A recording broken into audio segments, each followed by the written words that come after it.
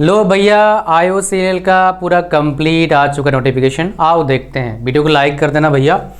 20 तारीख को भाई आ चुका है। तो यहाँ पर देखोगे बता चुका था ऑलरेडी, हर पोस्ट के लिए अलग अलग है, जोन वाइज वैकेंसीज है आपका। ठीक है, सो ये जूनियर इंजीनियरिंग असिस्टेंट का है, फिर हमारा असिस्टेंट 4 है, फिर आपका इलेक्ट्रिकल का है, फिर मैकेनिकल का है, फिर इंस्ट्रूमेंटेशन का है, फिर क्वालिटी का है, फिर असिस्टेंट 4 ये बेसिकली फायर एंड सेफ्टी का। मैं एजुकेशन क्वालिफिकेशन भी आपको क्या करूँगा, बेसिकली आपको मैं क्या करवा दूंगा भैया, आपको मैं बता दूंगा। ठीक है जी, तो ताकि कोई दिक्कत ना आए, आपको समझ में आ जाए। ये देखो यहाँ पर प्रोडक्शन में जो एजुकेशन क्वालिफिकेशन है आपका, रेगुलर फुल टाइम होना चाहिए, इंडियन यूनिवर्सिटी से या इंस्टीट्यूट से होना चाहिए तब एलिजिबल हो। 3 साल डिप्लोमा इन ब्रांचेस से, chemical, chemical technology, chemical fertiliser, petrochemical, chemical वाले बेसिकली, और बीएससी फिजिक्स, केमिस्ट्री और मैथ्स और इंडस्ट्रियल इंजीनियरिंग से अगर है तो एलिजिबल है। तो बीएससी वाला भी एलिजिबल है, डिप्लोमा वाला एलिजिबल है। क्या बीटेक वाला इसमें एलिजिबल है? नहीं भाई, मेरे को दिख नहीं रहा है। परसेंटेज 50% चाहिए एंड 45% चाहिए, कम थोड़ा भी है तो नहीं एप्लीकेबल करेंगे शायद। फिर जूनियर इंजीनियर असिस्टेंट PNU में कौन एलिजिबल है? Mechanical, production, electrical, electrical electronics, electrical power system, electrical industrial control, BSc physics chemistry और बायोलॉजी आपका एलिजिबल है। लेकिन इसमें एक बॉयलर का कॉम्पिटेंसी BBC एक सर्टिफिकेट है और NAC एक सर्टिफिकेट आपके पास होना चाहिए। जिनके पास अप्रेंटिस सर्टिफिकेट है बॉयलर अटेंडेंट का, वो बेसिकली इसमें क्या आ जाएगा, with due endorsement equivalent second class boiler attendant certificate of the competency ये फॉर विच दे अप्लाइड। ठीक है जी, ये होना चाहिए। ठीक है, समझ गया मैं। असिस्टेंट PNU OM में कोई यहाँ पर सर्टिफिकेट की जरूरत नहीं है। 3 year engineering diploma in electrical चाहिए, electrical electronics, electrical power, electrical industrial, ये सब चाहिए आपका। 50% 45%। फिर आपके पास junior engineering assistant 4 electrical, junior technical assistant electrical का आपका डिप्लोमा इलेक्ट्रिकल में चाहिए, बाकी में चाहिए। फिर हमारे पास मैकेनिकल है, मैकेनिकल प्रोडक्शन। फिर इसमें इंस्ट्रूमेंटेशन चाहिए। फिर इसमें अप्लाइड इंस्ट्रूमेंटेशन एक चीज़ है, इलेक्ट्रॉनिक्स इलेक्ट्रिकल इसमें एलिजिबल है इंस्ट्रूमेंटेशन में। जूनियर क्वालिटी कंट्रोल में physics chemistry, biology, physics chemistry, mathematics और इंडस्ट्रियल केमिस्ट्री में एलिजिबल है। साथ में आपके पास फिजिकल स्टैंडर्ड होना चाहिए, चेस्ट का, हाइट का, और ड्राइविंग लाइसेंस आपके पास होना चाहिए।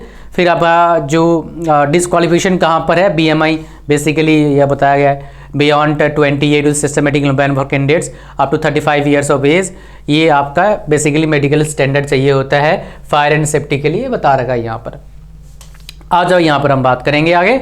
सो यहाँ पर देखो क्या है ना, diploma BSc in branch responsible will only consider eligible qualification and यही आपका बेसिकली क्वालिफाइड है। अगर दूसरे ब्रांच वाले क्या है, एलिजिबल नहीं होंगे आपके पास। ठीक है, अच्छा, no claim personal qualification equivalent to equivalent कोई भी एलिजिबल नहीं होगा यहाँ पर, जो यहाँ पर बता रखा है।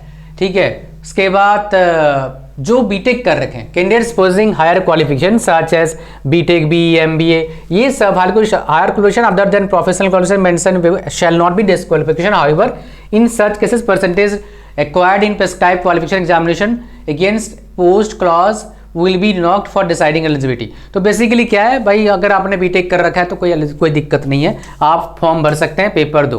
ठीक है जी। अच्छा, परसेंटेज देखा जाएगा यहाँ पर और कुछ नहीं यहाँ पर देखा जाएगा। यहाँ पर ये देखो, यहाँ पर इंपॉर्टेंट बात है, अगर किसी का 59.99 भी है उसको 60% ट्रीट नहीं किया जाएगा, 69.98 ट्रीट किया जाएगा। ठीक है जी, तो 59.98 ट्रीट किया जाएगा, 60% ट्रीट नहीं किया जाएगा। यहाँ पर बहुत सारे बच्चों का दिक्कत क्या रहता है, ये वाला यहाँ पर बता रखा है, वो क्या है, diploma under recognised lateral entry scheme और ITI या फिर +2 के बाद admitted in second year diploma course shall also be considered eligible subject meeting prescribed percentage on the basis of agreed 4 semester। तो मतलब क्या है, जो लेटर एंट्री से एडमिशन लिए हैं डिप्लोमा में 12th के बाद या फिर ITI के बाद सेकेंड ईयर में, वो एलिजिबल है। बट उनका परसेंटेज लास्ट के जो 4 सेमेस्टर है उसको देखा जाएगा। काफ़ी जगह पर यहाँ पर +2 वाले को एलिजिबल करते हैं, ITE वाले को एलिजिबल नहीं करते हैं। मैंने दिखाया भी कहीं जगह पर, आपने देखा भी होगा। तो इसलिए यहाँ पर ध्यान देने वाली बात है ये चीज़, ठीक है जी। अच्छा, यहाँ पर हमारे पास ये चीज़ आपको समझ में आ गया। उसके बाद अगर हम बात करेंगे यहाँ पर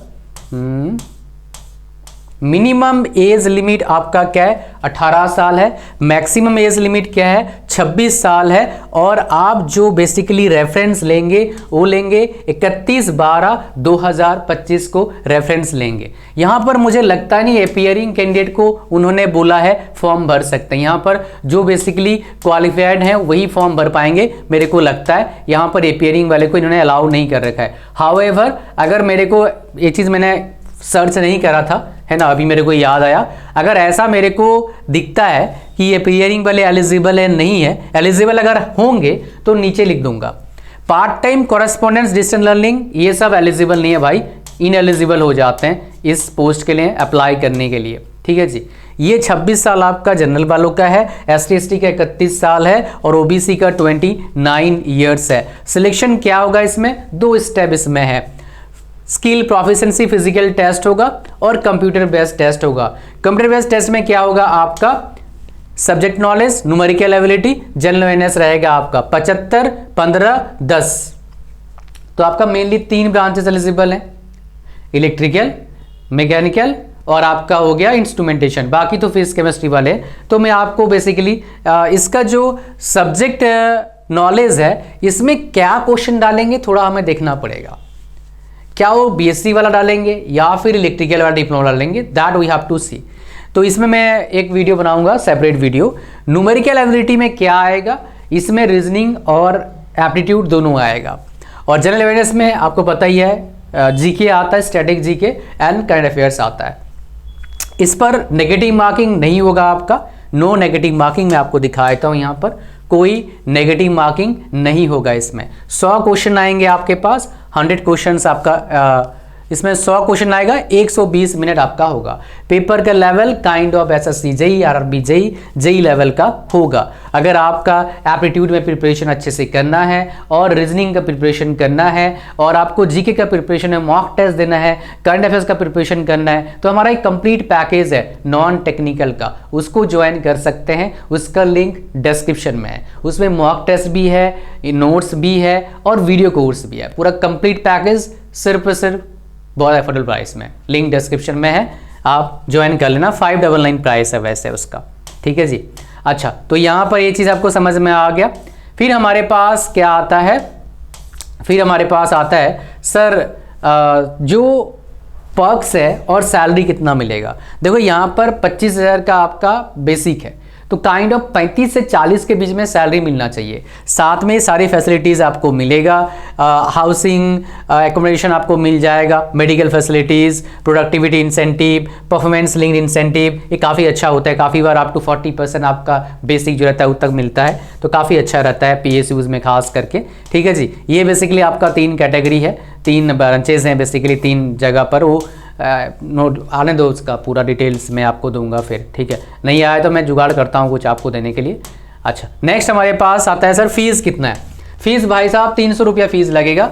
मैं कहीं पढ़ा हूँ, मैं आपको दिखा भी देता हूँ। 300 रुपया फीस लगेगा, इसका फॉर्म भर देना। और बेसिकली ये जो कंडक्ट करवा रही है IAPS कंडक्ट करवाएगी, तो बैंक के जो प्रीवियस क्वेश्चन है GK का, एप्टीट्यूड का, रीजनिंग का, उनको देख लेना, फायदामंद रहेगा। मतलब बैंक के जो प्रीवियस क्वेश्चन है वो सॉल्व करो, खास करके आपका जो किस लेवल का, ये +2 लेवल वाला सॉल्व कर लो, क्लर्क लेवल का, फायदा करेगा। IPS मत जाना, कोई फायदा नहीं है। तो 20 तारीख आपका स्टार्टिंग डेट है, 9 तारीख लास्ट डेट है। बहुत ताबड़तोड़ इसका जल्दी फॉर्म मतलब पेपर होगा, जल्दी आपका जॉब लग जाएगा। तो रिजल्ट आपका आ जाएगा फरवरी के 15 तक रिजल्ट आ जाएगा इसका। और उसके बाद शॉर्ट मतलब फिजिकल एफिशिएंसी टेस्ट और सब टेस्ट होगा, टेस्ट के बाद जॉब लग जाएगा। मेरे को लगता है जुलाई तक, जून जुलाई तक ज्वाइनिंग देंगे मुझे लगता है, बिकॉज ताबड़तोड़ बहुत जल्दी ये काम कर रहे हैं, ठीक है जी। इसमें एप्लीकेशन फ़ीस मैंने आपको बताया नहीं शायद। एप्लीकेशन फ़ी 300 रुपया मैंने आपको बताया था ना, कहीं तो है एप्लीकेशन फ़ी। मैं आपको 1 सेकंड दो, मैं आपको बस 2 मिनट देखना ज़रूरी है, बिकॉज बहुत सारे बच्चे इसमें बोलते हैं एप्लीकेशन फ़ी कितना लगेगा। तो ये मुझे बताना चाहिए आपको, ठीक है। और ये फ़ी पेमेंट है, कैसे फ़ी payment, debit card, RuPay, credit card, UPI से भी शायद फॉर्म आप भर पाएंगे, मेरे को लगता है वहाँ ऑप्शन आ जाएगा। फ़ीस मैं आपको दिखा देता हूँ। फ़ीस आपका लगेगा 300 रुपया, अगर आपने देखा नहीं होगा मैं आपको दिखा देता हूँ, रुक जाओ 1 सेकंड। 300 रुपया फ़ीस कहाँ गया, एप्लीकेशन फ़ी 300 रुपया कहीं है भाई, अब कहाँ है ढूंढना पड़ेगा उसके लिए मेरे को। 300 रुपया ही देखो, 300 रुपये फीस है भाई, मिल गया, कहाँ क्लिक कर दिया मैंने, 300 रुपये फीस है, कोई यहाँ पर है। किसके लिए 300 रुपये फीस है, जनरल, EWS, OBC के लिए 300 रुपया फीस है आपका, ठीक है। और इसमें और कुछ इंपॉर्टेंट है क्या मेरे लिए, और हाँ, सिटीज़ कहाँ कहाँ पर आपका क्या रहेगा, टेस्ट रहेगा आपका, ये 35 शहर में इसके टेस्ट रहेंगे। तो नंबर ऑफ सिटीज़ बहुत है, फॉर्म भर दो। कोई हेल्प चाहिए इस रिक्रूटमेंट के रिगार्डिंग नीचे कमेंट करना, मैं वीडियो बना दूंगा आप लोग के लिए। और इसका मॉक टेस्ट चाहिए, अगर फुल लेंथ मॉक टेस्ट, जैसे जो बेसिकली इसका जो इसका स्टैंडर्ड है उसके हिसाब से नीचे कमेंट करना, 100 रुपये दे देंगे मॉक टेस्ट आपको, मौज मारो, ठीक है जी। थैंक यू वेरी मच, मिलते हैं नेक्स्ट वीडियो में। God bless you all, bye bye, thank you.